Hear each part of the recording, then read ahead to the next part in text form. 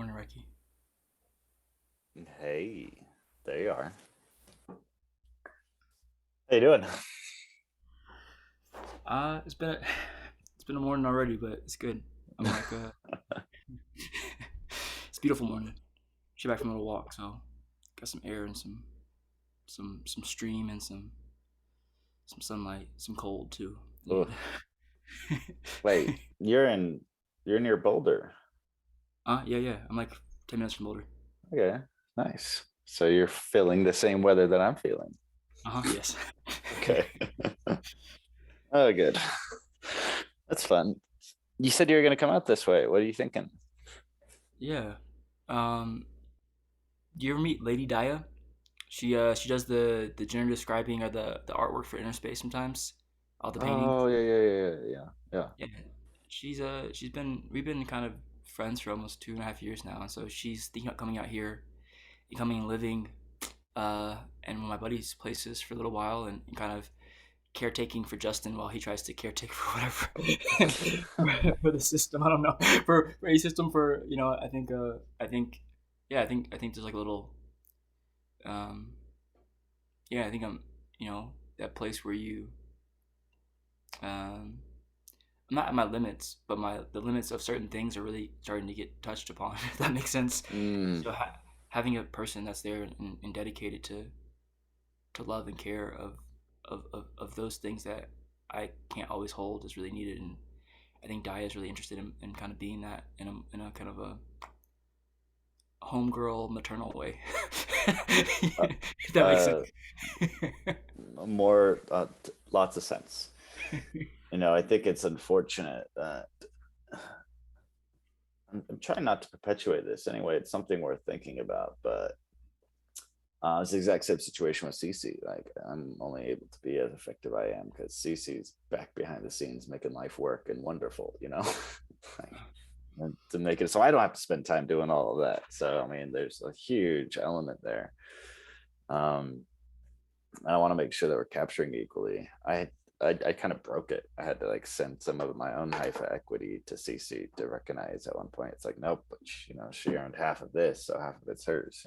But that was me having to do something. So anyway, I'm just thinking out loud here, realizing that the protocol is kind of broken because there's still people who are adding a ton of value who aren't being seen, and this is a lot of cases wives and partners and husbands if it's the woman who's out there doing stuff or never mind. I'm trying to be gender equal here, and why is if it's forget about the fucking terminology here. The I point knew what is there's a lot of hidden people doing a lot of value that's not being seen, and it's bullshit. I felt. You Yeah, get it? I Yeah. do. I do get it.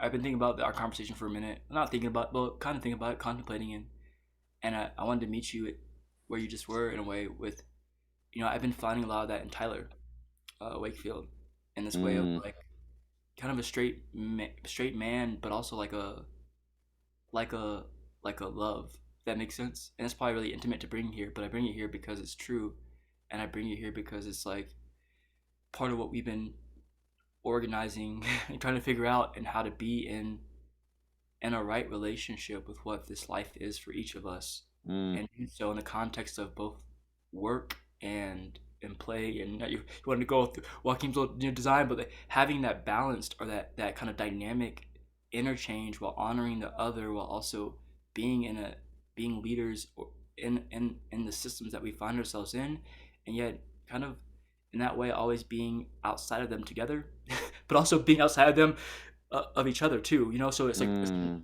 it's quite intense, and to do so from so far away, you know, um, uh, is kind of natural, and also just really, again, it leaves a lot of things that I don't have any expectation of anyone else, of I don't have of like seeds or hyphos fulfilling for in some ways, but figuring out how the how do you account for um all the invisible things and have honest conversations while not being stuck in places that don't matter, but being willing to stop and slow down in places that do, and do so with each individual, or like I know it's quite a lot, and that's kind of why I feel like I think I'm doing better than I have been in a long time. And also Mm. I feel like that makes me know, or that's how I know that it's getting ready to like slow down and speed up. And so having the right system there and being in a place that really supports that feels super important in the physical, and also in the digital, and in the inter I don't know, interspace space between those those spaces, the relational or something like that. I don't know what to call that, but you know what I mean. The interpersonal. Yeah, something like that. The interoperability of our beings. Mm.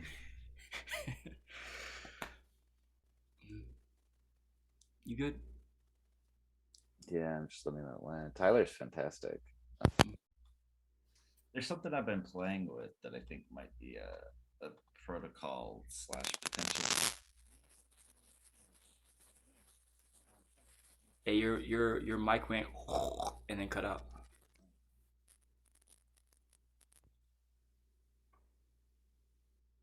Mm. Joke. How about now? Ah, yeah, good. There you go. Don't move.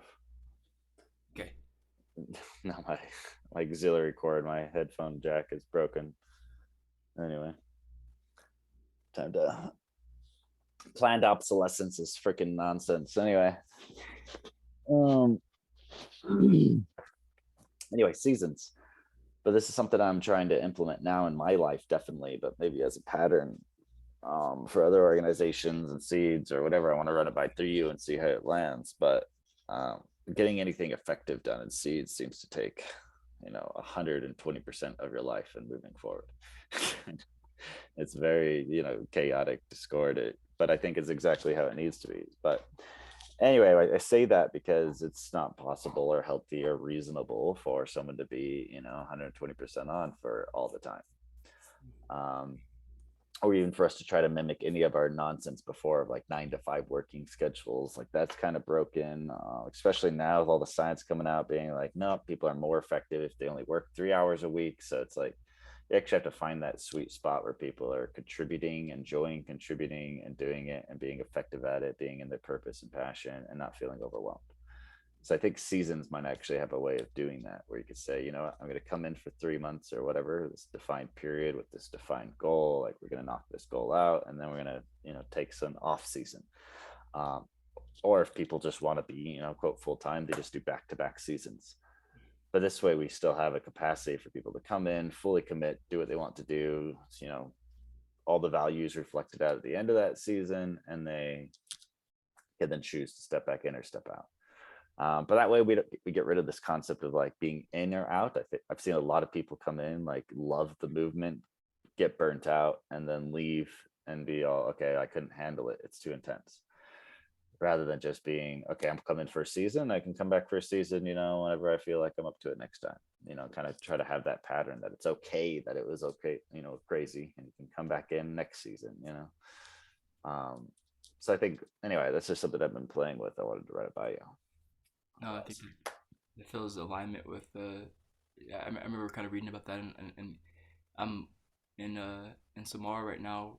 We're taking in about 7, actually 9 people through a facilitation kind of training from this group called We Are Open Circle, and part of their work is looking at the seasons of individual seasons meeting kind of organizational seasons, and how to recognize where you are in relationship to where the organization is, in relationship to like what's naturally occurring outside. So maybe this winter time here, but if you're just say you're of, this sounds kind of silly, but like if you're of the what they call it, they call the southern um the I forgot if you have say South American DNA, Mm. maybe you're having a different season in your body than the season of your life, than the season of the organization, than then every, but you're in Colorado, so then all of a sudden you're in this. So for me right now, I feel like I have a strong like Cambodian Nigerian background, so right now actually I feel very inward, right? But inwards where I get active. I feel a lot more, and I feel a slowing down. Like I said, but I feel like this is my building season normally. Mm. Whereas a lot of people build in the summertime, like, but it's hot outside. I don't want to build in the summertime. I much rather build in the wintertime where everything else is slow and it's a lot easier to move. And I learned this, that when it's cold, people look for community. And so community building in the summertime is possible, but it becomes a lot of pop and circumstance sometimes. It's more of like a energetic, like marketing, like events kind of vibe. In the wintertime is when you have, dinner by the hearth kind of thing going on. And so the things you're able to do in that space are so much more dynamic. And Mm. I bring it up because it's probably not complex for a system, but I bring it up because it's kind of in deep alignment with what I think you're saying in a way of the importance of seasons, and then also the movement of people, of individuals in seasons in an organization, but then also like recognizing, like you did with the MVP roadmap, right? The developmental stages as seasons also works, right? So where are we at in our season of seeds, and how can you recognize what this actually means as far as movement or growth or expectations, or even just, because I think what I, last little bit I'll say on that, which is kind of different, but it's still there. It's like, I think ideally, or there's an ideal way where these kind of seasons of maturity, like how you mature across seasons. So with say the East, say directions as seasons, right? So you have like the East as kind of springtime or the beginning, and so this is really like, just new birth or newborn. You have the South, which is kind of like ancestral, but also clearing out, but also recognizing how supported you are. But it's kind of adolescence. It's kind of recognizing there's more than just you out there. It's just a moment of really kind of coming into that. Oh, I have lineage, but also I have people that will one day look to me, or I have peers.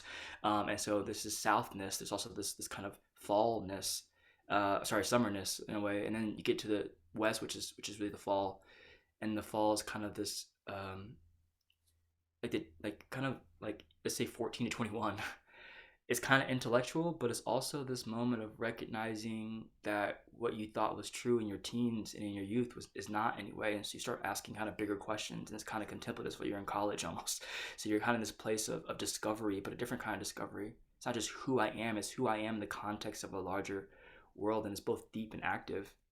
And in that thing, the key that gets to the north in some places is like being able to go in really deep, but also to be able to learn forgiveness. So if you can forgive yourself for the first 21 years of your life, you can really get into the almost the stillness of the North. That time, like in around this time in January and ish in February, where like it's almost like you can tell something's coming. You don't know exactly what it's gonna be, but Mm. it's so brand new, and it's like the seed getting ready to burst up out and see the sun for the first time. Like it's been growing towards something and it's coming up.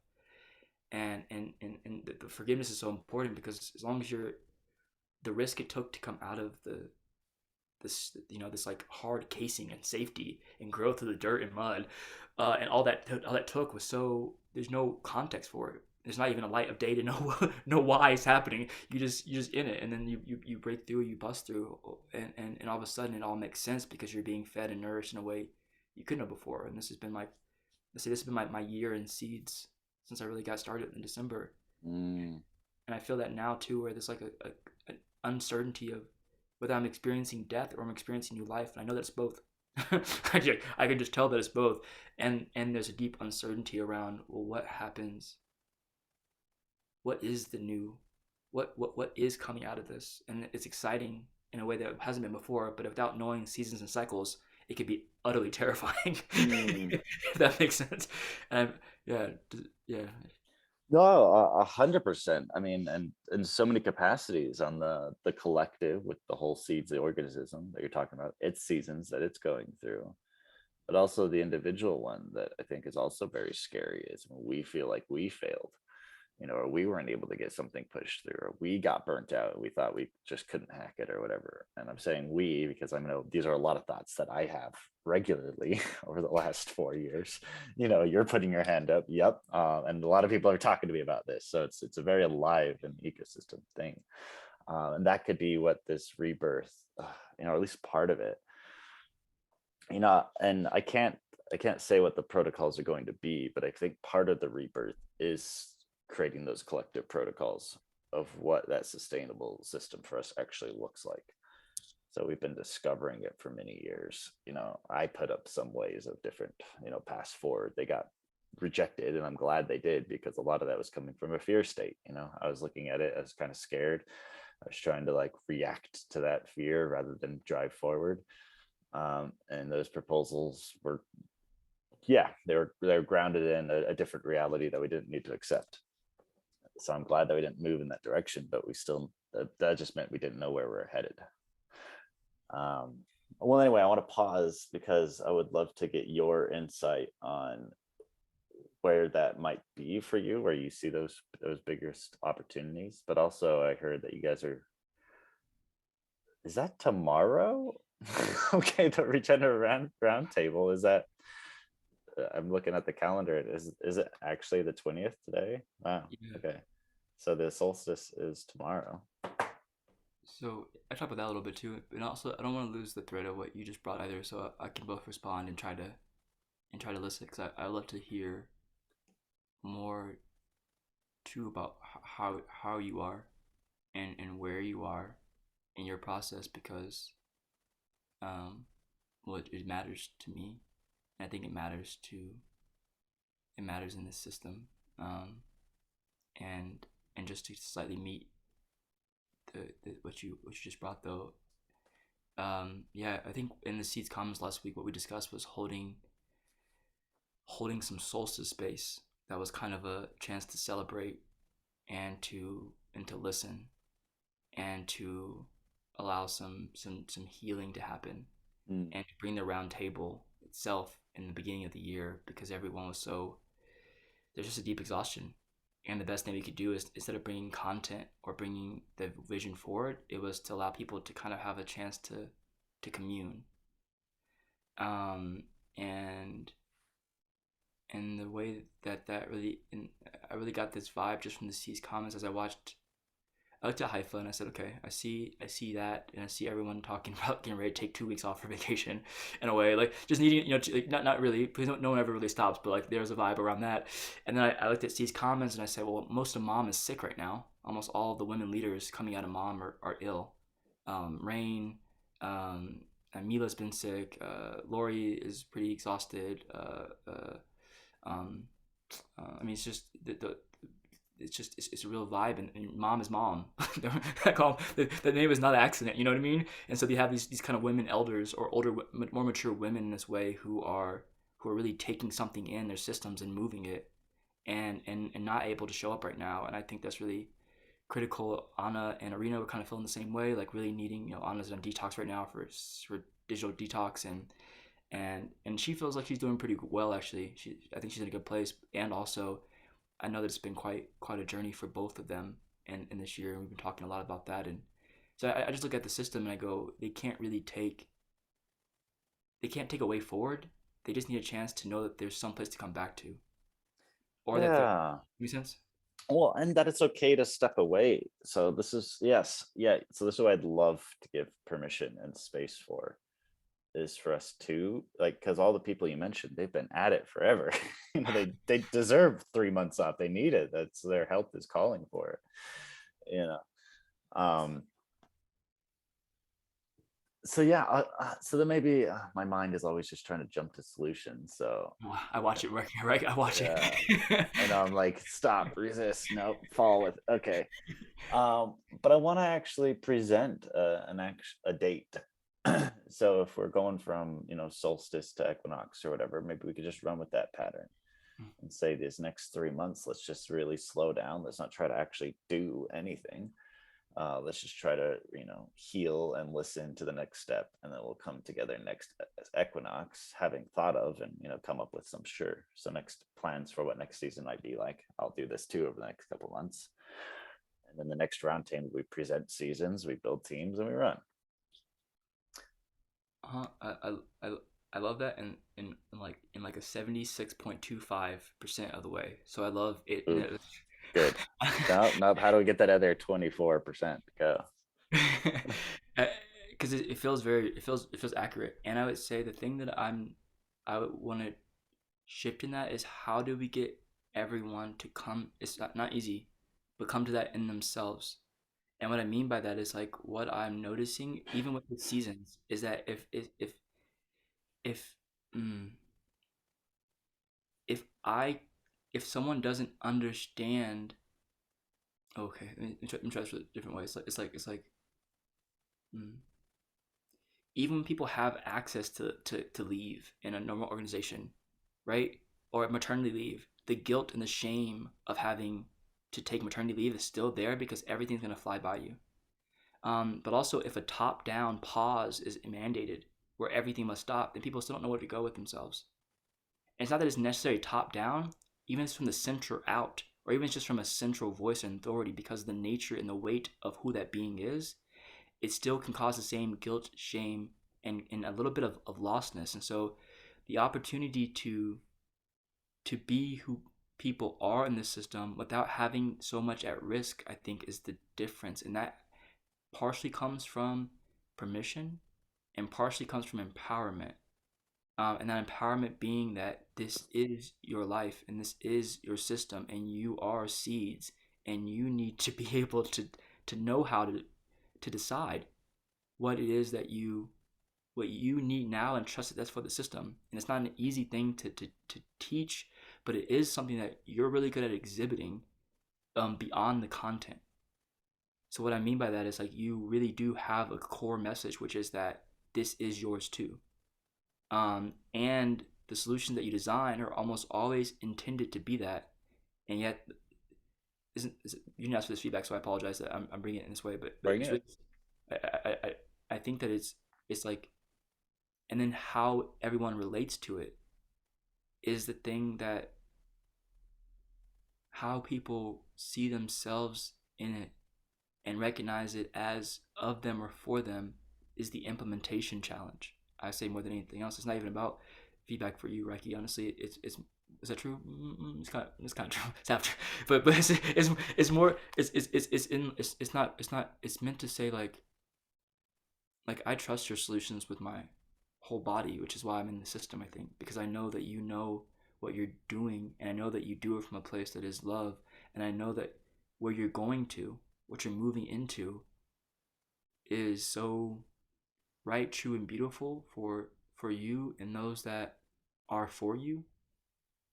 That there's no concern in that regard at all.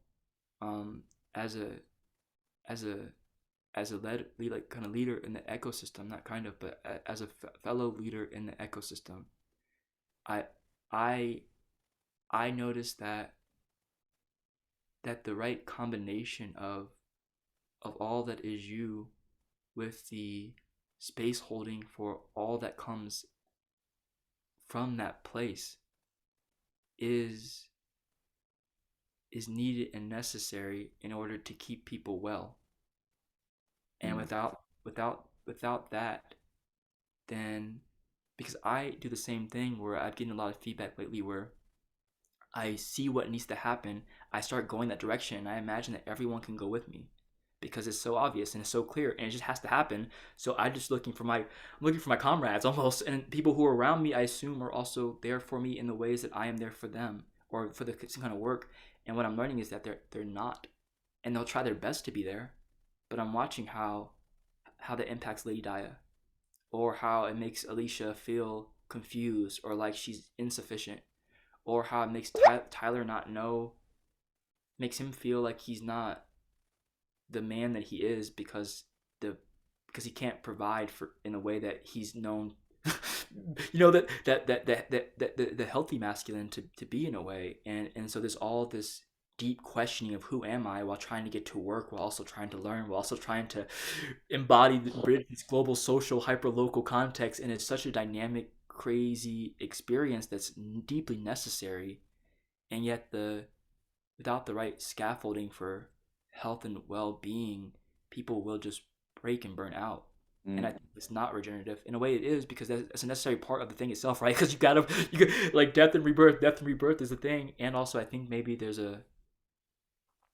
having a nursery for the individuals, or having, you know what I'm saying? Like a I fully get what you're saying. My uh, jumping to conclusions again. You know, take me there, take me. no, I've been feeling this for a long time, but I don't know if the solution is anything we can do that's not physical. And I think the solution is, literal physical villages where we're coming together, we're able to hold space together. Because I think a big part of the burnout, feeling disconnected and not feeling grounding, is being alone, doing all of this digitally. Everyone's in their own little isolated pods everywhere. And then you're coming online and it feels like work, like coming in and getting into like a 10-person Zoom chat to discuss things feels like work. 10 people sitting together around a table discussing the exact same thing, being way more effective at it, feels like play. Like, there's a problem, well, not a problem, but it's really the solution there, I think, has a lot to do with, physical implementation of these. So that's something that, I've been shifting a lot of my energy towards, is back to kind of where I started, which was villages, eco villages. Let's come together. Let's use these tools to actually support us. Like, that's what they're here for. We needed to build them first. So, I took a little couple year side detour to actually build some of these tools and work out the protocols. But I think we're ready. I think the tools are sufficient enough that we can start shifting and using all of the tools available, and not just the stuff Seeds has built. Put a Frankenstein together if we need to, but let's coordinate and build an eco village. Lots of them, actually.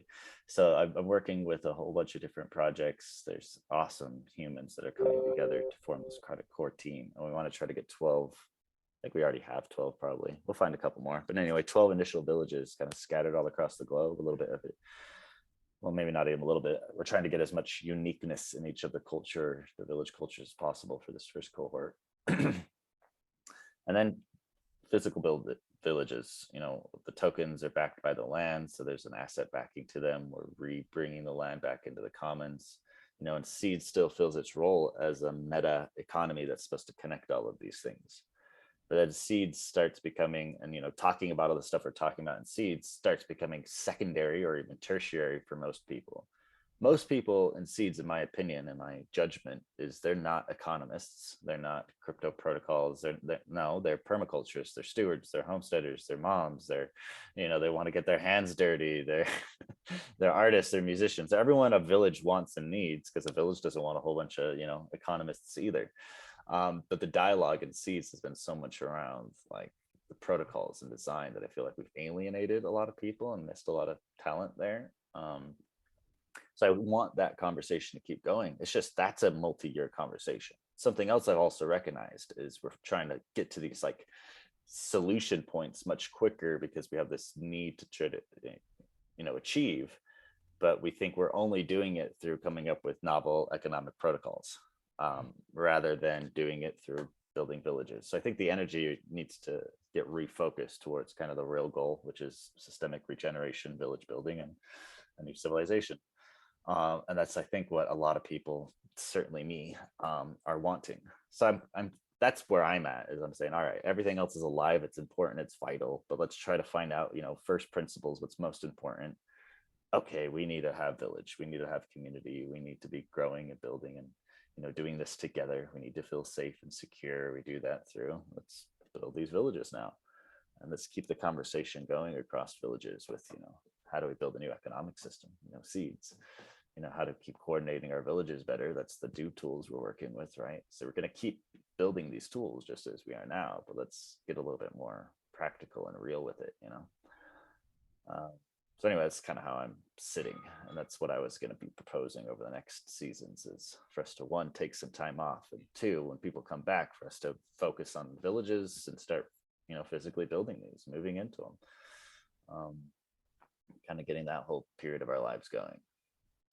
Pause. Well, I want to check with you on time. We're almost at 30 minutes. Well, let me check real quick, because I was meant to jump on another call. Is he going to join me? I don't got a message from him, so let me just double check my other channels. Can I respond back while you're checking?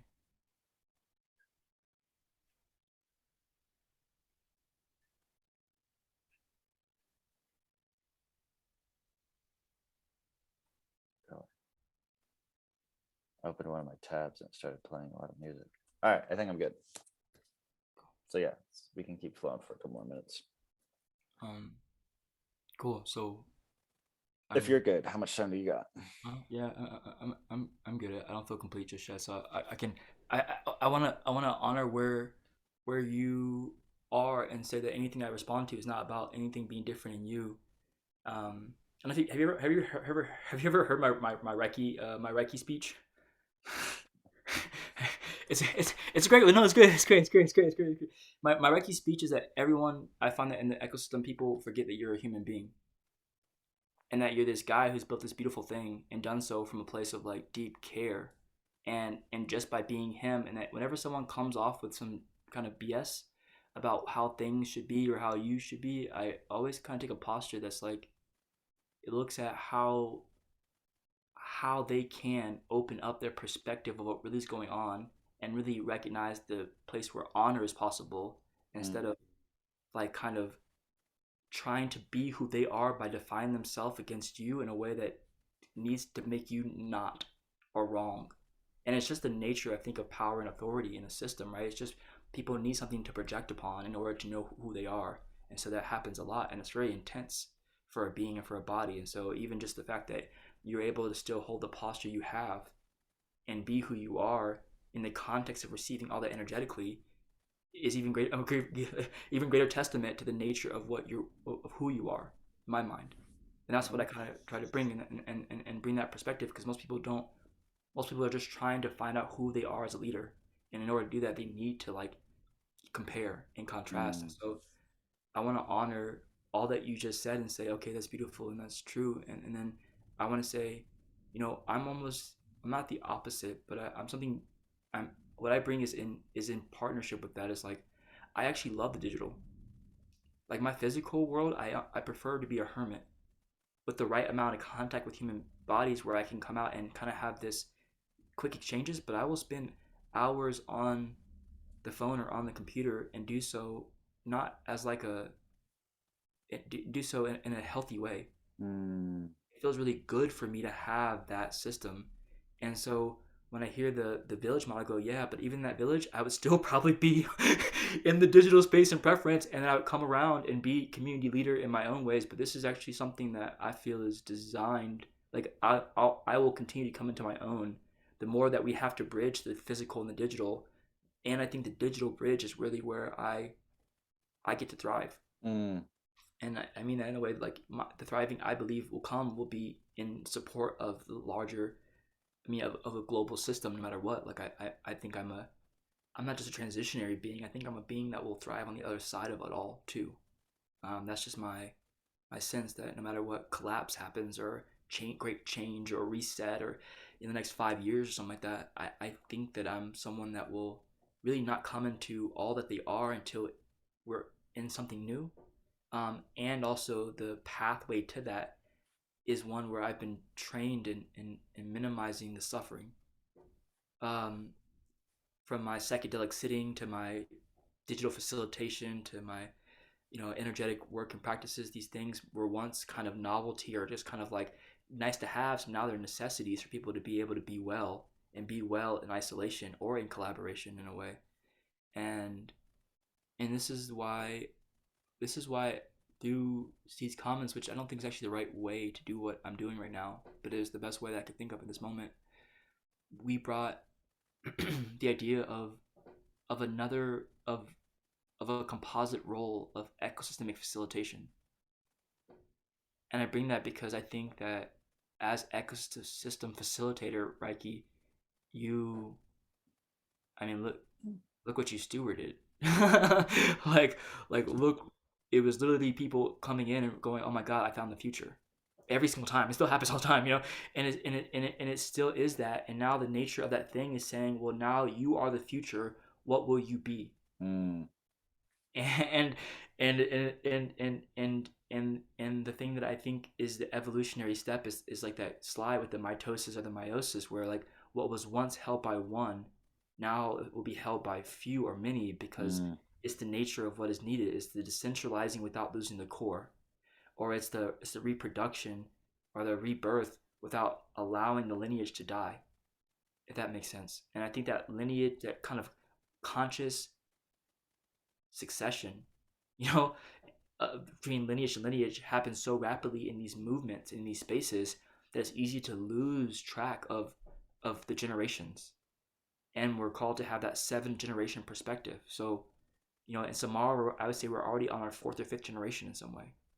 So that means in SEEDS and Haifa, there's probably been countless more. You probably have already passed at least 7 generations, and maybe people who are kind of like an Arena, maybe like a seventh generation. I don't know how long she's, but she may be that kind of like, or maybe a fourth generation. I feel like the fourth are really solid. Fourths are usually really good at like holding some shit down, like so I'm kind of going too far now, but I brought what I brought in response to what you brought to say that I feel what you're saying is so yeah, it just feels right, true, and beautiful for you and for it, and also meeting that I go, and I'm different than that, and I think I've sensed the same thing, and in coming to it from a place of um, not just support but also a deep question of, is there space for that, and is there the capacity to develop the trust in that thing where that is of service, and if not, beautiful, and if so, beautiful. Either way, it's really important to know, because anything that is anything less than that feels insufficient, and therefore it's just going to kind of cause, yeah, distress and discord in a way, because of who we are, and also because of what is being asked. Does that make sense? Makes total sense. Cool. Mm. Every time you always plant like 80 different seeds I want to respond to all at once. So thank you. First thought, thank you for all of the beautiful words related to me being effective here. It's definitely challenging, and I'd like to. I guess part of my own spiritual journey has been learning to take feedback well. I always look at it as a gift. So it's something I feel like I have been able to improve on in my life really easily. It's like I don't take feedback harshly at all. I love it, and the more critical it is, kind of the better, because from a utilitarian sense, it's like that's more useful for me. I could do something with that. Thank you. You completely hate how I'm doing it? Excellent. Like rain it on me and tell me how I could improve. Like, do I have to pay you for this session? Thank you, therapist. It's great. No, so I love that. And sometimes anyway, I say all of this because, yes, I think we need an ecosystem facilitator role.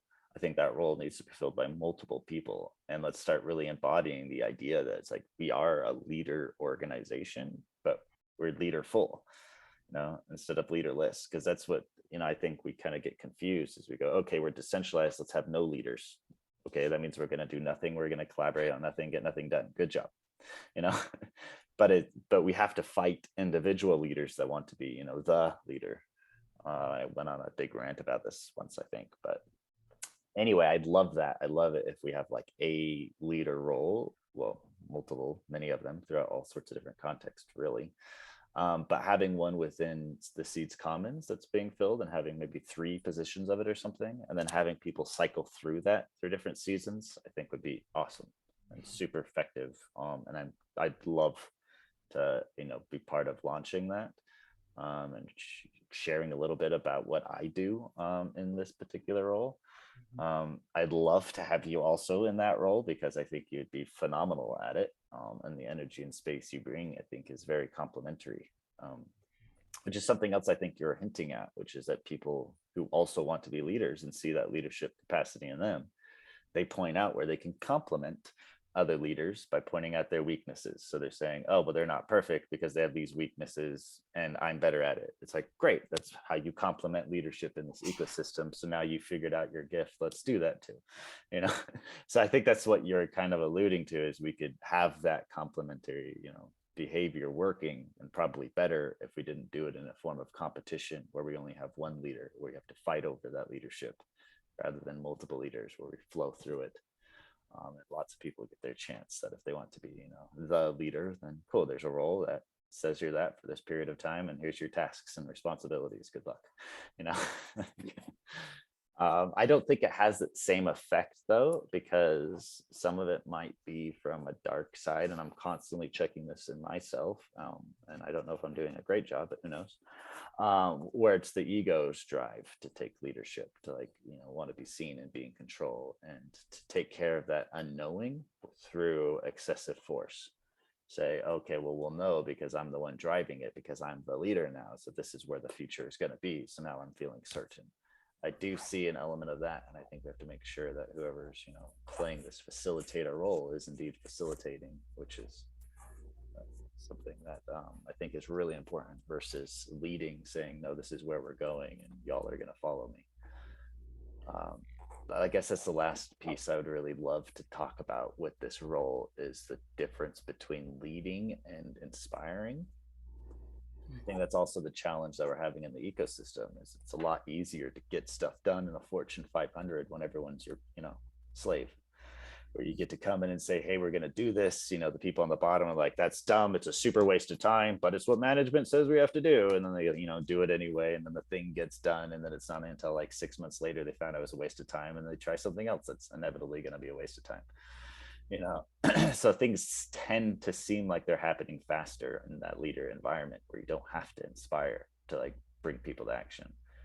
But what we see at SEEDS is it's the opposite. There is no formal command structure. So if anything gets done, it has to be through inspiring enough people to get it done, which means it's a lot slower at the upfront in order to get people on the same page and inspire them. But it's going to be much more sustainable and potentially more effective, and exactly what we need um, if we do it through inspiring rather than through leading, commanding. That's kind of a rabbit hole on its own, but I think it's necessary for talking about this role. Like, what's the function and form of that role? That role is to kind of sense into the ecosystem, see what's most alive, and then inspire groups to come together to achieve that. Which, yeah, I'll pause there. I want to get your thoughts on all this. Well, I think I'm in alignment with you, and what I think I get is that, well, in that idea that there's this global social governance and this kind of hyper local piloting, and that disconnect or that bridge building of that, this meso layer in between the micro and the macro, or however you wanted to talk about that, that is the nature of what's being facilitated. And so with you have a bunch of on the ground entrepreneurs, great, but there's no coordination between them in a way there is, but the coordination of those things, of those people and their efforts, without that facilitation, it kind of goes to it doesn't really have the impact it needs to have, and so it's not enough to have just grassroots movement. And then also the global social governance is super important to have that kind of structure in that system by which things can operate in. But if it's disconnected from the pilots, then it's making law where it needs to be kind of capturing what's already working really well. That way, other people can kind of follow it as a blueprint. And so I think about like policy as like an NFT kind of vibe. It's not really fair that we say that way, but it's like this. It's about the art that's already been made being held and valued, not necessarily about deciding what needs to happen and then implementing it through that through this kind of this law based system. But in the pilots, it's like, well, yeah, I understand that your need is this thing, but if you're not considering the other three bodies of this major system, and all you can imagine is what you need in your local context, then it's helpful to hear that, but it's insufficient for us to make decisions from that place or to implement anything that's larger than like you mentioned, like beyond the bioregion almost, or beyond this kind of that level of decision making. So the ecosystemic facilitation to me is holding that binary inside of ourselves and then helping to bridge those communications and conversation, recognizing that both of them are necessary.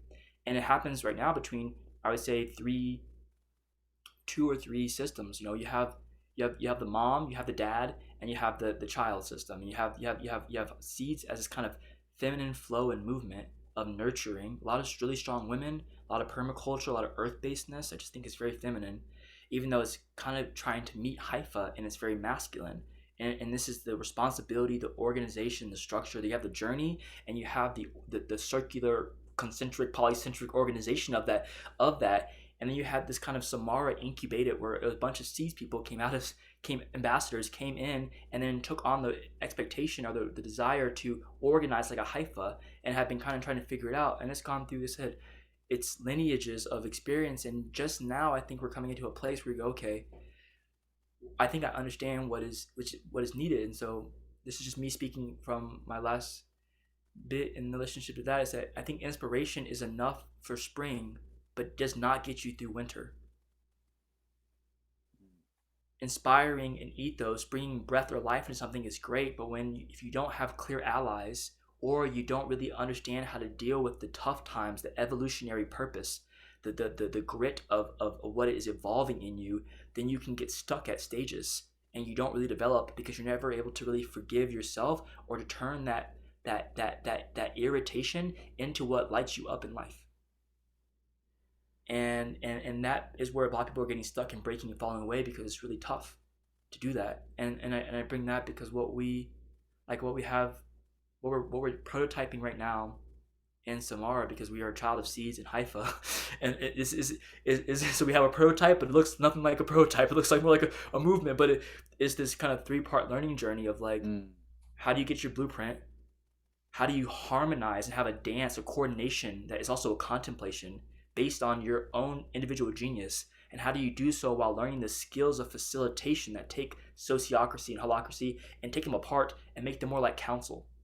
So give you as the individual the principles, the tenets, and the understanding of what it actually means to facilitate and hold space in a way where no matter what you decide to do based on your genius and in coordination, it is of service because it has the DNA of what matters embedded into it. And it's like, this is just a one way to kind of test it out and prove it based on other systems, but how do we get people to live the Constitution in their body? It's not just by knowing it exists or even walking them through it. It's that they have to come into this relation.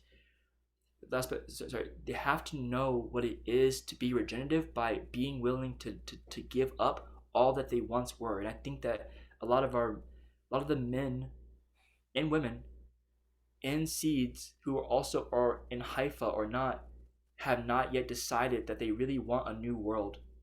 They want the old world in a new way. And it's like, and I just mean that by the nature of how they relate to finance sometimes, how they relate to power and authority.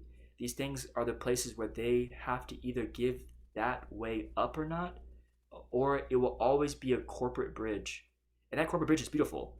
But if it's going to be a corporate bridge, if that's what Seeds is, it has to recognize that and truly own that. And then be a part of the transition, but recognize that it won't probably make it to the other side of the transition. That's a really strong opinion on my part, but I mean that because to hold that bridgeness means that you have to be willing to not be on the other side, in my mind. And ecosystemic facilitation, in a way, it allows for a way to work around that, where you're building the bridges, you're seeing the bridges be built, but you're not choosing to be the bridge itself. But right now, where things are postured in position is that it really is the bridge. And as that bridge, I just think that it's very particular, and that's not perfectly said, and it's not really clear exactly some of that seem really nuanced and also not very straightforward, but it's the best way it can come out right now.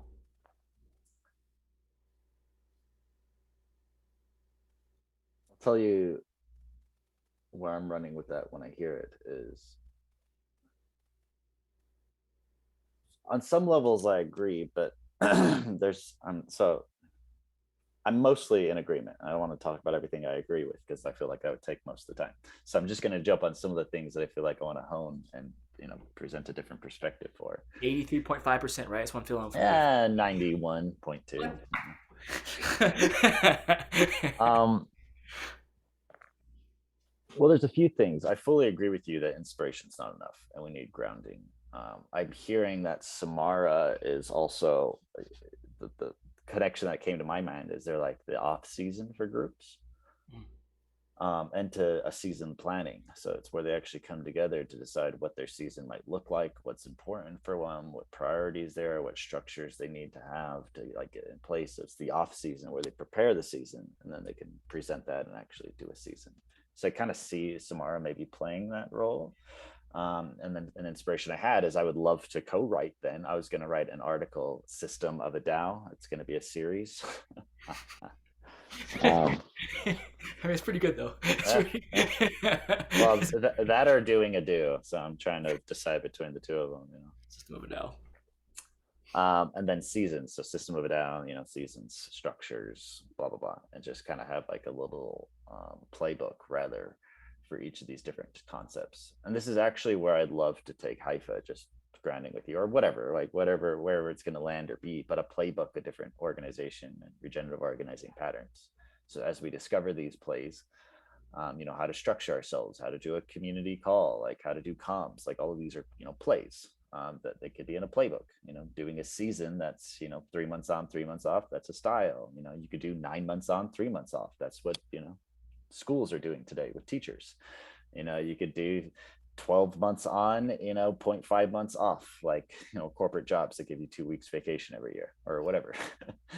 So you could use this seasonal pattern in a bunch of different, equations to kind of mimic what's happening already. But anyway, the point is I would love to co-write that with you guys and create something that is coherent and resonant within the SEEDS community from both of our perspectives on what could be a helpful pattern, or at least the blueprint for it. Of course, the whole idea here is that it evolves, and that's where I want to challenge something else, the 9% that we disagree on, is that concept of bridge, because a bridge does fully touch both sides.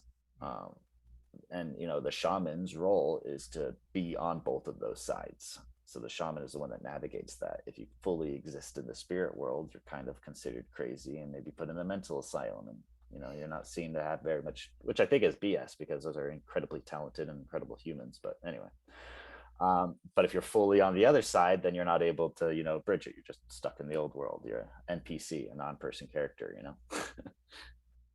So anyway, I see bridge building as important, but the evolutionary capacity of SEEDS, I think, is to be able to evolve. So yeah, it can serve that bridge building role, but it's meant to continually shift itself as we evolve and move forward. We need roles where people are fully existing in the new world. And that might be, organs within SEEDS are more present there. Some are more present in the old, but that whole thing comes together to create the transition. Otherwise, they're all insufficient. At least in my opinion, because this is what I've seen. Movements that are just fully in the new world, they don't get enough traction because there's no bridge. People don't know how to even join them or participate in them. It sounds like a nice idea. One of the best ones I have is Venus Project or the Zeitgeist movement or Moneyless Society. Like, there's so many people that are like, money is terrible, but none of them have coordinated to get rid of money and to build stuff together. Like, there's probably at least 1 million of them, but over the last couple of decades of them agreeing, it's like you haven't built through that system yet. So why I say that is I think it's necessary to be the bridge, and we can't get there without it.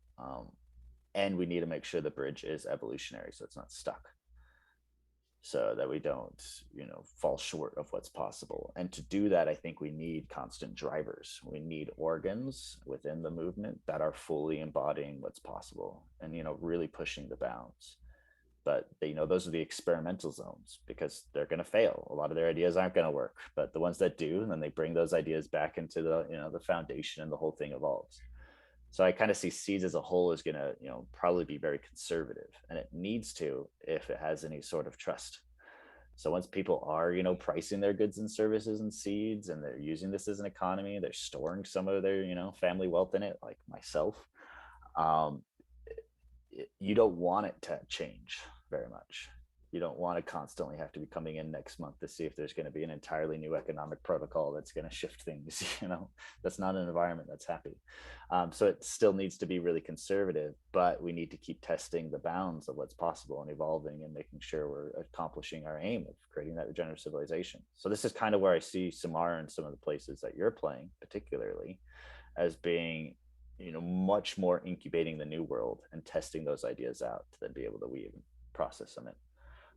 And if Samara is kind of the one that's helping groups come up with seasons, then that bias is going to be perpetuated throughout everything we're aiming to do, because that's where we're going to go and actually accomplish things, is through this coordination model. So yeah, I kind of see. So maybe I didn't disagree with you at all. I probably just agree with you. It felt pretty alive. The other pieces, there's something else, and I wanted to just reflect back that I absolutely love how you hold space, and I think SEEDS probably wouldn't have got it even a fraction of where it's at today without you showing up as early and as committed as you have, and the way you actually hold. And it kind of cuts through the bullshit sometimes. And I've seen you actually do that too, where you're like, hey, we're way over here in left field. Let's kind of ground here why, like why we did all of this. Like that's kind of getting a mess. And I love that capacity that you bring and your ability to shift that. So this is me putting my like vote in favor. I would love to see you as ecosystem facilitator. I'd love to share a role similar to that with you. I think there's some other people out there that would be great for that. Anna, when she feels better, you know, Irina, when she feels up to it. But yeah, I would love that pattern. And if I'm just trying to put together what the next steps for me look like is, one, there's a question here about what I might be able to, you know, present. I want to get your feedback on it. And two, where you might see us going forward. So what I might be able to share, especially with this roundtable, because I was wanting to share this roundtable some clarity because people just don't have any idea what's going on with SEEDS right now. So I kind of needed to be offering some clarity, but I'm also aware that if I'm the one always doing that, then we're creating this kind of weird problem, right? So I want us to be able to have an environment where we can share clarity, probably from the perspective of these ecosystem facilitators or SEEDS Commons, probably better coming from SEEDS Commons. That's this shared vision of where can we go as an ecosystem. And where I'm currently seeing it as is, you know, villages of focus, but also let's take a few months off the ground. Let's do that as a whole ecosystem. Let's be intentional about it. And then as we're feeling ready to come back in, let's plan our seasons. Let's plan what we're trying to accomplish as each one of our organs, you know, whether it's Samara, Mom, etc. Come in and set a fixed time to do it, a fixed bounty for having accomplished it. You know, everything's clear up front, and then we go and execute it. And that could start, you know, middle of next year or wherever next year we feel comfortable. So that's what I'd love to present to the community, is saying like, look, we're going to take, you know, December and January to ground, and then, you know, do our preseason planning, and then we'll kick off the season this date in February or something. So that's kind of where I'm at in thinking of this, and I wanted to reflect back to you and see what you thought is the best practice or best thing for me to do, really, this next couple of weeks. Yeah, maybe That was a lot.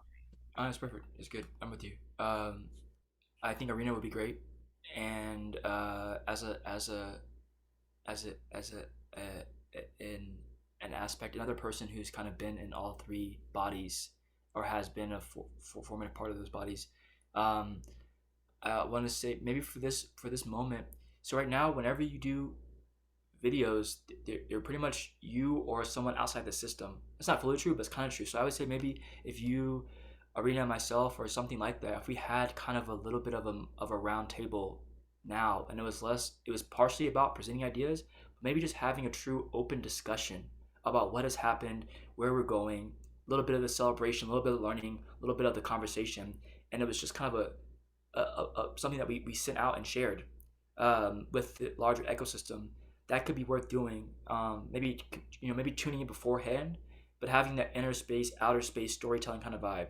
In a way, where you have a chance to tune in, we can drop in together. We have a chance to really talk about the ecosystem, what's going on, and where we kind of see 2022 going, and then kind of getting into a storytelling or a visioning that really brings a sense of that new paradigm, what is to come, and how it can look from each one of our perspectives, or from that collective kind of perspective, and that wholeness that's possible could be a great way to move into that as an aspect of the round table. So that's kind of my first answer to that chunk. And then the second chunk thing I wonder is, my thought is that I need to be in Haifa in order to be able to really support what's happening, because Haifa is it's either a nervous system or a skeletal system of what's happening here, depending on how you want to be with that. And so being outside of Haifa, when I go to the Anchor Council calls or when I'm posting on Discord, like the playbook. I remember the playbook because there was a debate happening a few months ago about whether or not playbooks were appropriate terminology for it, right, or whatever it was. And I have it favorited. I've read it like a few times just to like pick up on the notes of some of the plays that were already mapped out in there. And so these are things that, you know, everything just takes a little bit of time to come back and and be ready for its right place and time. But that was a Haifa Discord conversation, but also something that I think is applicable more now than ever as more DHOs kind of come up and out. And so the whole thing I was bringing there was like, my entry point into Haifa, if that is the right move to make, is something that I've been really slow and steady about, because I think it has to be done just right. But I know that it's almost necessary in order for there to be to develop the voice and the trust needed to be able to really support this development, which of things that I think are critical, which like the DHO software is so important for the viability of the bridge building. And because so many people are holding so many hats in some way, I can recognize that the ability to either focus or take it to their heart is not always accessible because of all that's going on. And I'm already doing so much of that over here.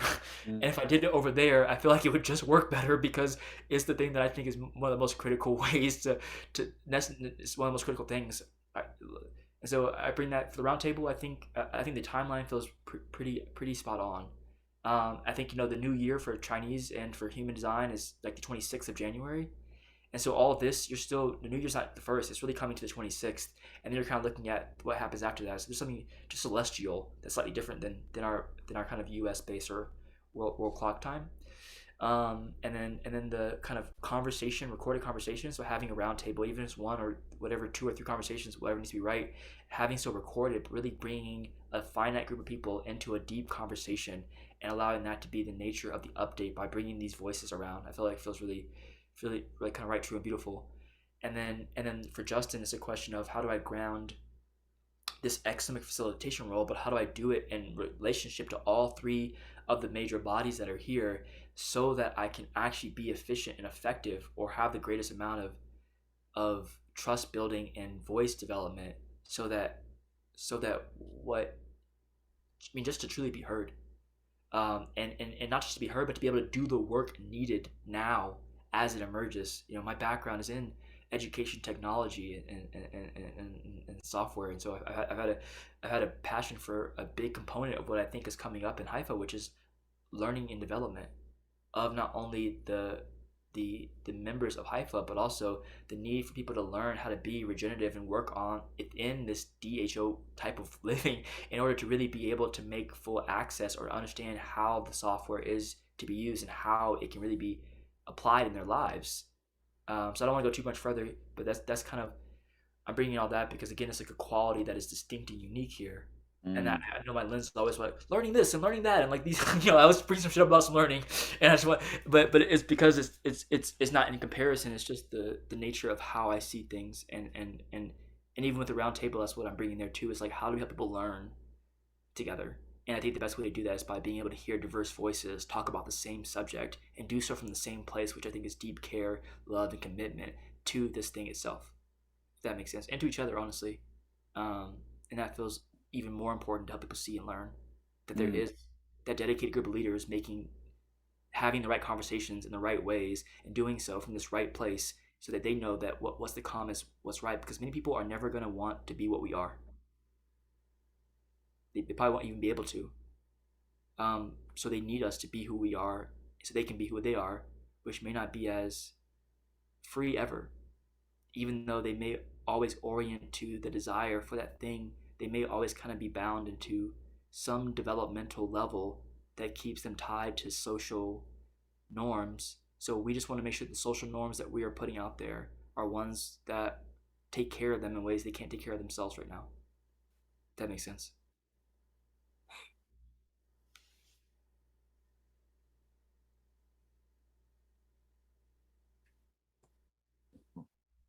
Bro, every time you talk, I have to be speechless. um, You already solved like 7 problems in your head while I'm talking. You've already figured out. no, kind of like a shotgun approach. Yeah, I'd love to. Yeah, so there's a role in Haifa for setting up new dues. I think that would be incredibly valuable for you to play.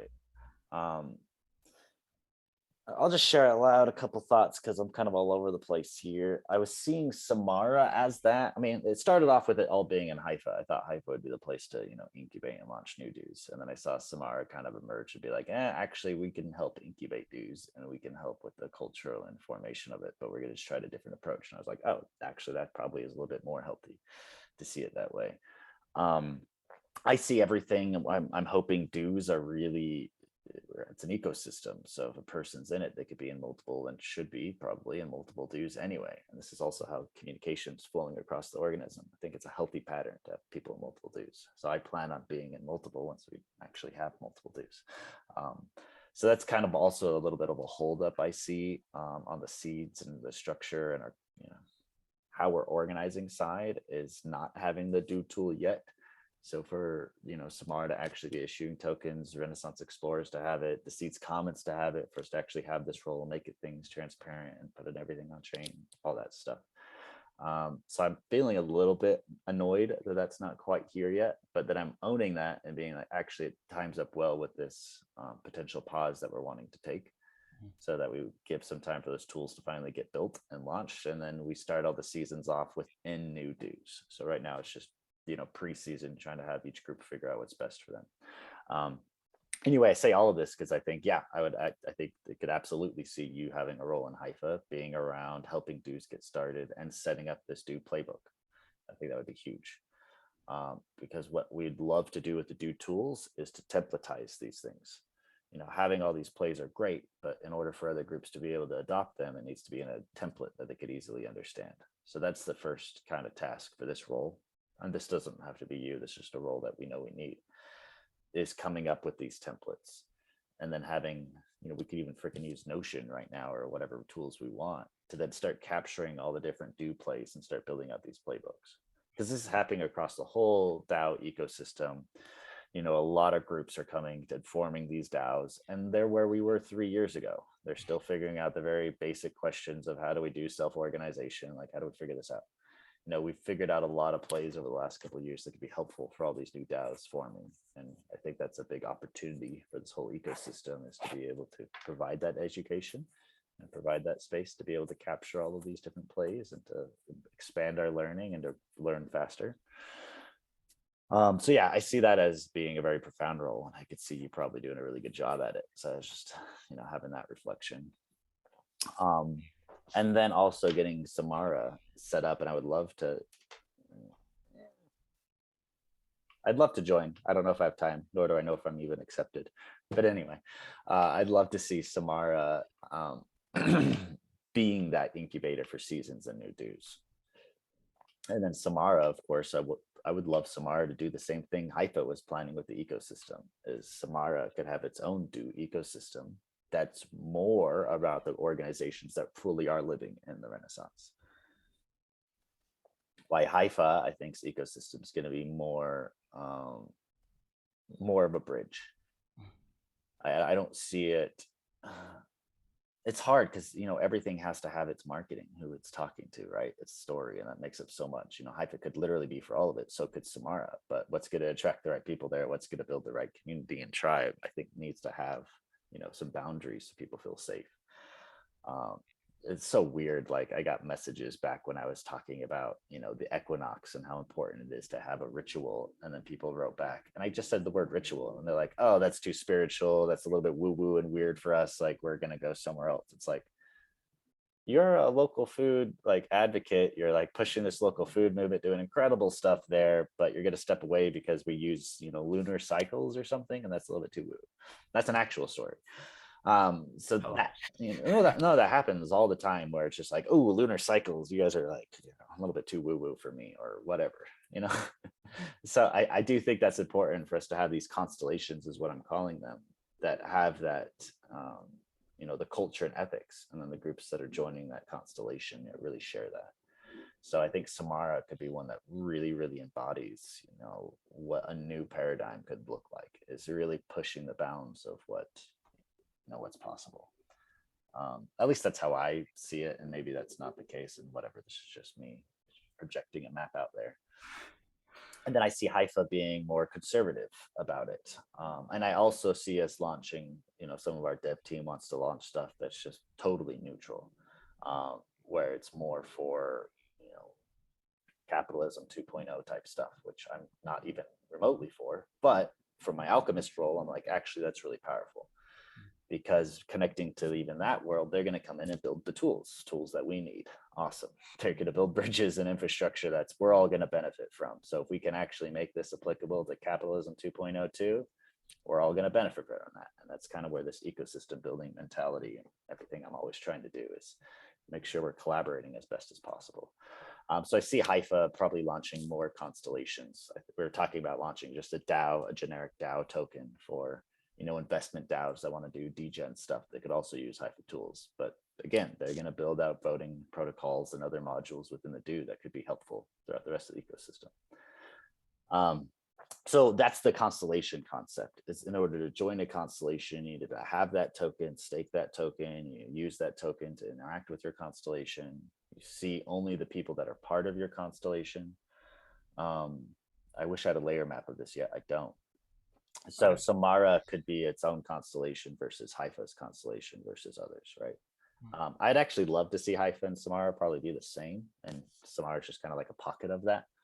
But we would have to figure out a different way of designing the Samara token and what that looks like then. Anyway, that's some stuff I'd love to play with you. So anyway, rabbit holes, long story short, love Samara to be that incubator space. I love seeing you in a role, and I'd love to kind of make all that happen. So but then I also see you in that SEEDS Commons role. So that's what I'm saying. Like I see Justin being in Samara, SEEDS Commons, and Haifa. if it feels necessary in a way, and if they can be aligned, I think that, I mean, there will be aligned, but I think that example of that is really important. But so we're probably at time ish, and so I have a question around advice, and I have a perspective to give in a way around Samara, which is like, if Haifa is the constellation and Samara is the field, what's that like?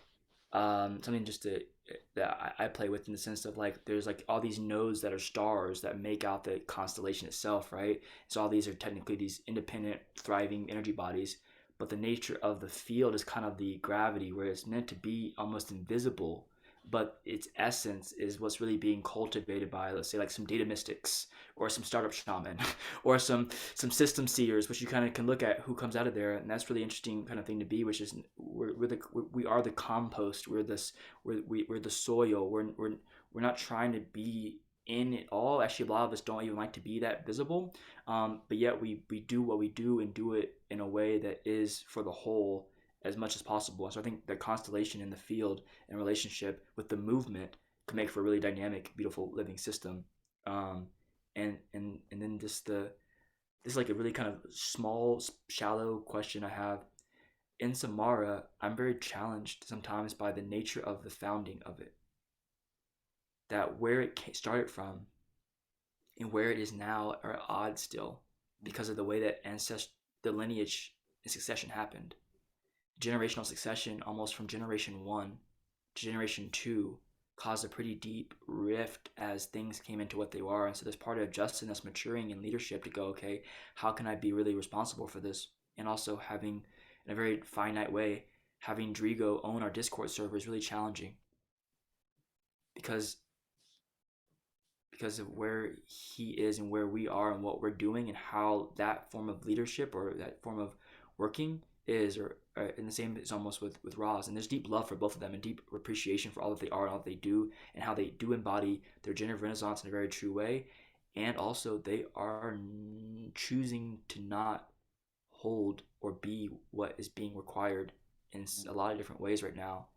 And it's really challenging for Justin to have decision making be bound into that nature of the field, by which they still are holding on to authority and power in a way that feels quite, for them, they've given it up because they're allowing me to be who I am in the space, but that's not really enough, and that's not really true in some ways. And so I've been really patient in not stepping out of the nature of the thing, because I think that we're generating what it is. And like Samara Trust and this kind of stuff, that, and Star DHO in its own right too, but really, about 4 months ago, Samara probably would have failed if we hadn't started doing what we were doing in the way that it was. Or people say that's not true, and I disagree with them, because there's not a lot of perspective of what the ecosystem needs. And so the Samara they're talking about is more the identity they have to the energetic field, not the nature of what that thing is in relationship to the other bodies. And so that's a challenge that I'm just really facing, is what do I do with all that has been? Because I honor it and I'm doing my best to be with it all, while moving toward all that can be or should or will be and doing so like here right now, when it's anchored in a lot of the bridge is unnecessary for the field in some way. Like that bridging between that in that way between the founders and where we are now is almost it's not evolutionary in some way. It's like denying what is the field by holding on to a way because of the lack of understanding or education or learning on the parts. You know, and I'll put it in differently, but it's a deep tension in my body, and it makes me really sad or very kind of like anchored. It's kind of why I understood the fork vibe, right? Because it was just like I just need to go where I need to go, and I know how. Like I just it's not I. It's not about I. It's just like, but I'm anchored into all this heaviness and all this implantedness, and it won't die. Like everything needs to die sometimes. It won't just go. So what do I do? And I don't know that. So I want to just meet that and mirror that and say we're doing what we're doing and we're doing so, and yet the impulse still to like get out of the thing that's not serving is so alive. And I don't think it's really about the ecosystem of regenerative renaissance in a way. And it's definitely not about it's really about the nature of what we call Samara. Because that thing is in part we're talking about very different things. And it's just I bring it if you have a resolution that's totally beautiful, also I just bring it because I don't think that it's always known that of what's gone on inside there and how it is now and what I and we face as leaders, but also as from the edge that we're at as far as making that thing work. Well, I have a potential resolution. It's very personal for you, and it's very directed at Samara and your role there. That's how I'd love death and rebirth. I'd like to think that, who I think of myself as died in rebirth many times throughout life too. I think it's a very common part of life and nature and needs to happen. But what I've noticed is that the death doesn't happen until the energetic pattern, or the pattern rather, of what's coming next is formed, or at least formed enough for that gateway to form for you to step through it. So that's maybe where I'm seeing with Samara is it's clear what's not necessarily working, but that pattern of what come next isn't formed. And that's actually what I'd put towards you, because this is literally the process of, helping dudes get started, is coming up with a template. So you could look at that and say, okay, like we would have done better, or at least I could project that we would have done better had we had this role that was doing these things. This is the minimal viable structure that we need for, Samara 2, the Samara rising through the ashes, or whatever you want to look at it as. And then literally get that down on paper. And then this could be the foundation of the actual do, where we launch Samara. We put up the roles and what its purpose is, and put all of that up to actually form it. And that could be the signifying, the death and rebirth stage for Samara.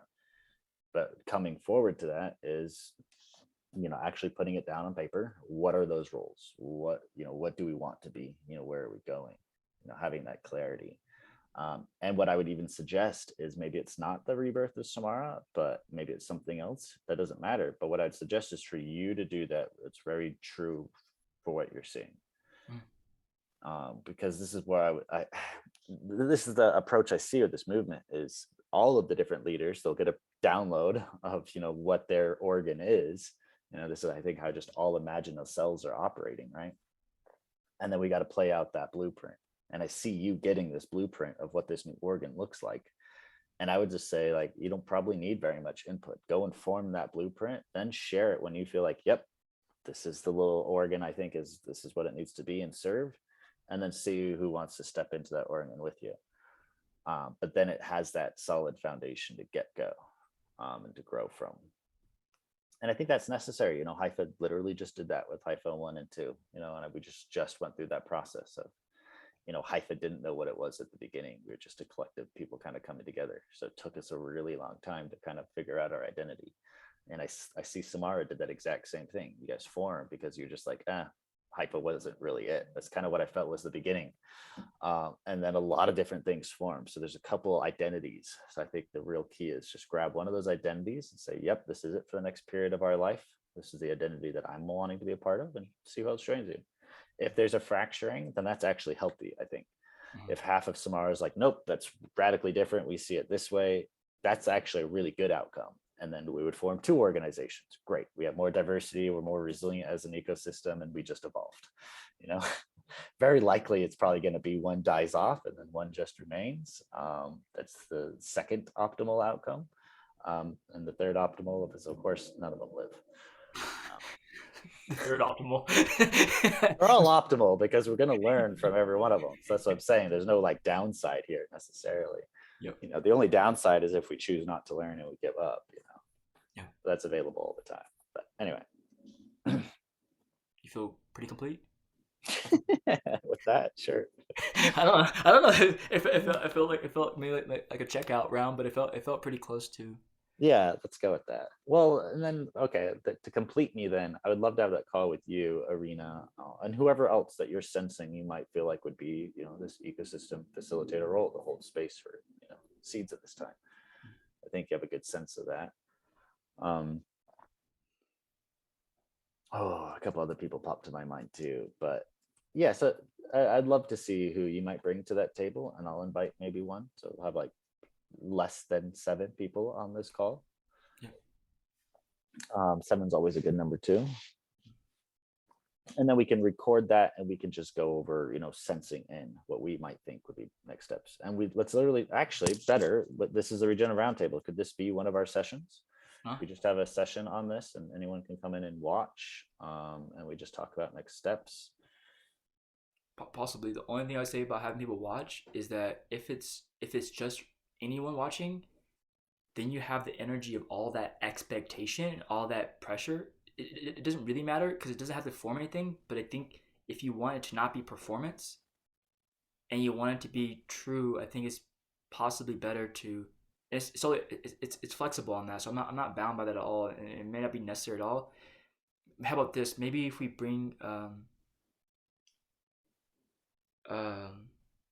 we could do like a fishbowl style kind of vibe where there's, you know, five or 7 people in conversation and communication, and then there's the kind of there's like a witnessing kind of context that's set. But I think just the right context is really important, where people understand that it's not a webinar. You are a part of it by being there, but this is how you can really participate, by bringing your full awareness, attention, keeping an open mind, keeping an open head, keeping an open heart. Please draw, please, you know, but really giving them things to do and ways to relate to it, so it's not that building pressure of how can I get to a place where I can say what I think now, or that they have the context to learn to listen. If that makes sense. That feels yeah. Well, what do you think about the tools that people can put in questions and then it ranks them if they vote on it? Or you say none of that at all? Honestly, I say we probably have enough questions between the 7 of us to not need that in that moment, right? I think yeah, I think space to witness could be beautiful, like for people to be able to bring very clear, like, you know, so in open circle training, what we're doing right now, the way people are, I mean, I've been through this for a while, but it's like the witness's role at the very end, the witnessing round is around where there's a very clear prompt. So instead of giving opinion, you give story. You're in a circle, but not like a normal circle where like it's like you start off with a dedication or intention, and anyone can bring that. You go into kind of a check-in round, which is kind of a lighter question that gets everyone kind of active and moving. This is like for that kind of 7 people, 7 to 12, or having people in that round kind of range. Then you have like an actual storytelling round. So it's like tell your story of seeds. Tell your story of a seed grown and planted or something. You know, so it can be that kind of like, can be like, but also be like tell your story of we're in a future. It's next year roundtable 2022. Tell the story of the year that just happened, right? Tell the story of your 2022 in seeds, or in this kind of vibe, right? And so this could be a great kind of futuristic, but also still use the narrative. So you're not stuck in opinion. You're really bringing the future into the present through the people who are there telling the story. In the witnessing round, something like, name some themes that you heard, or another prompt is like, I heard someone say, and you encourage people not to talk about what they interpreted, but truly trying to give back the words that they heard. And so if people who are watching it could be witnesses in that round, that could be really beautiful, right? I heard someone say, but if it gets to a place where like, well, I have this idea about the software that should be happening with community, it's like, oh no, we don't. I don't think we want any of that right there, because that is gonna almost, it's not the point at all. And from that place, kind of closing it out, and that's the way we close out the year. as we move into something new, that feels really that feels good to me. It feels like it could be very whole, very complete, very provocative, and also it would be the first time, like in that roundtable spirit, it's eliciting the perspective of all the major bodies represented by individuals and asking them to bring themselves together in a new form of collaboration. Yep, I love it. Cool. Yep. Yep. Yep. I heard a rumor. You could tell me if this rumor is correct, that you and Tyler were planning the roundtable. Yes. Cool. Do you want to do it tomorrow, or do you want to do it later on, like later on this later time? We could do this particular. I don't know. Whatever your intuition feels. I was thinking we could do this one to start it or end it, because is the roundtable being 3 days of different calls, or what do you have planned? So we were going to wait until January to actually hold the round table, but I do think Oh, that what I excellent. heard, not just based on this conversation, I think it still could be worth having this conversation on this kind of solstice moment. So either Okay. tomorrow or Wednesday, if we get people together for that, and the whole point of actually this weekend's training that people are wrapping up today at 12 o'clock was in Samara to have 7 to 10 people. So you have Kath, you have Alicia, you have Zavas or Bongi, you have Tyler, you have Alan, Trent. You have a group of 10 people, whatever, who have all now been trained in how to hold a listening circle. And the idea with the practicum would be that they would hold a listening circle tomorrow. And Mm, so if this is the thing that wants to happen, we have a group of facilitator, we have a kind of outside facilitator who could be kind of showing this kind of aspect of the learning, helping to hold that kind of space. Um, and what I would actually maybe say is that if and we've been running ceremonies in Samara, so now Alicia, Kath, Tyler, and Zava have all had the practice of running ceremony now. We've had our second new moon ceremony, and so this could be a great way for them to practicum and come out in the system, and for then like you, myself, Irina, a few others to be in the conversation. If that makes sense to you, and I think it's a good mix of it's a good it's a good moment for Samara to be of service, but also it's a great moment to show maybe what's possible in these off seasons. yes. And also it could be a good moment just to yeah, to practice and play versus having it be something where the it's decentralized in its nature, and that it can kind of feel it's a little bit iffy. So maybe tomorrow isn't the best day, but I do think that doing it before the year's up makes a lot of sense, and I think tomorrow could work even for a part one of 3 conversations. What I mean by that is like in the past it's been that consecutive day by day by day by day, but I think after last regenerative roundtable, honestly, I think there was a lot of trauma. There's a little bit of relationship to what that looks like, and because of the tiredness and the overwhelm, I think an asynchronous mixed with a synchronous is a really beautiful offering to people, where they can come and be with it in the right time in the right way, and but also have the opportunity to sit in and be a part of it if they want that. And this is so yeah, I think maybe I'm gonna say this is my ability to shape that and what I can bring right now, and then also I can say like so if you have a sense of a more of a cuteness or a way to what needs to happen today, tomorrow, then I'm down to there's things in motion that can make that happen, if that makes sense. The mom ceremony is very particular. Well, then let's pause there before we shift. Is uh, I am feeling some value in doing something on the solstice just to keep that pattern alive. Because I think a lot of, I mean, at least we said we were going to do it. So if anyone had planned for that to be the case, it would be nice to just have that roundtable. But we could do it in a completely different format than last time. Last one was very structured. We had a roadmap of what we're trying to express, and that might have been trauma causing. So I think this one can be a practicum. I think that's a great idea for one person to host a session tomorrow, just one day. If we felt like it was really valuable and want to do another day, then we could just take that as we go. And then to do the round table where it is a little bit more structured or whatever you have planned next year, and then just make that announcement today so that people can show up tomorrow. We can have that end of year grounding. Have that open session. This is just me putting together a potential plan. Have that open session tomorrow, hosted by one of the folks that you guys have. Awesome. If it feels really valuable, let's do another one. If it feels complete, great.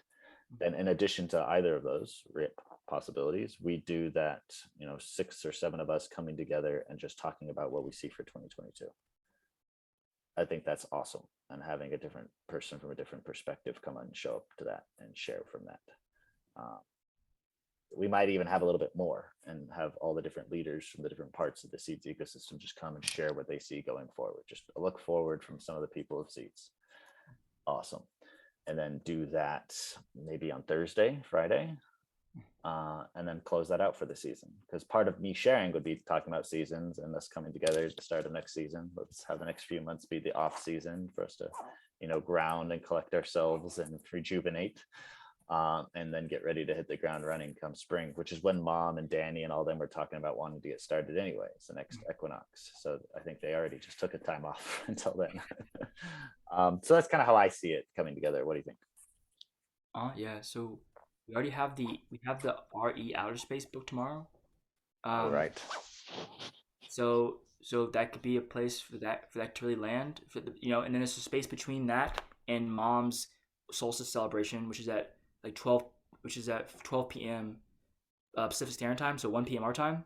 And so outer space is normally around 8 to 9:30 ish our time. So there's a gap in between there as well. And so if outer space is more of we had booked it for the kind of prosperity pools continuation. And I think what could really work here is the question was, how do you ground that in the system? And so we can still have a conversation tomorrow around that, where I think you can really bring all that you've been working on, Reiki, bring in the seasons, and if you want to have a conversation around the seasons of SEEDS, right, as a solstice conversation, I think that could really really work. And a little bit of this. Can I get back to you? So we'll finish our last session of the open circle from at 12 o'clock today. So from 12 until 2, and then we'll have an hour-long kind of planning session just to get really clear on what happens to what's available tomorrow. So if it makes sense, maybe I can just shoot you an email or text or message in the afternoon. Can I also have this recording to clip that little bit out so I can come back and make sure I understand what you said? Does that feel okay? Sure. This was recorded anyway, so I'll just share with you the upload for it, and we could share this with anyone if you want to, but I'll get it uploaded. I feel good. This feels perfect. The only reason I'm bringing this up now and really driving it is because it's tomorrow and I want to make an announcement. So if it comes later, I think that's also fine, as long as it just is coming before, hey, round tables in 3 hours.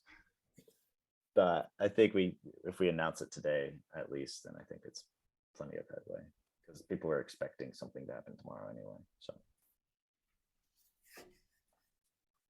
I'm open for any of that. I'd say your plan was to talk with some more people, have those other meetings, and then see whatever lands. Let me know. I think that's perfect. Cool. Do you want to make an announcement based on what we talked about here, or do you want to have more concreteness as far as what each session is going to be, or does it feel important just to even have the initial thing saying, hey, this is tomorrow, Reiki's going to be in that? I think we make the announcement when we have the concrete dates and times and what we're going to do. Yeah. Sweet.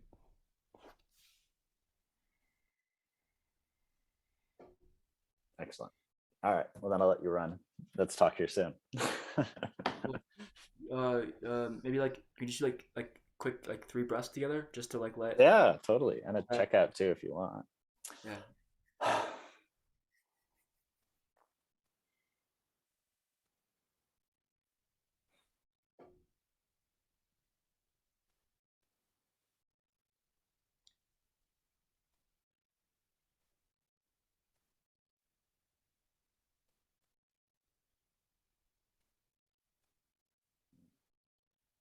Yeah, my checkout is I feel my heart, and I feel like something is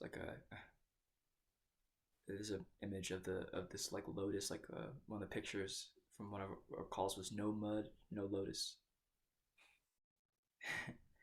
and I just see this bright pink lotus just kind of opening up, and surrounded by the mud, and it feels like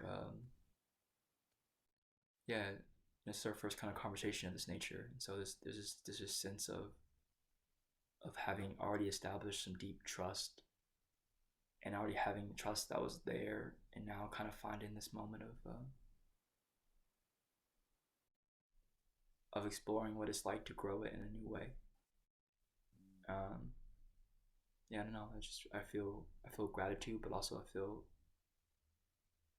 really high vibrational energy, like a very like sweet um, fluorescence. You know, like the the blossoming of multiple flowers at one time. Mm.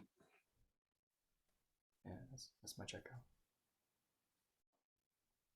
As you're sharing that, you helped me transport myself to a lotus pond that we would hang out at in Bali. I was imagining myself going back there and sitting there and enjoying that space.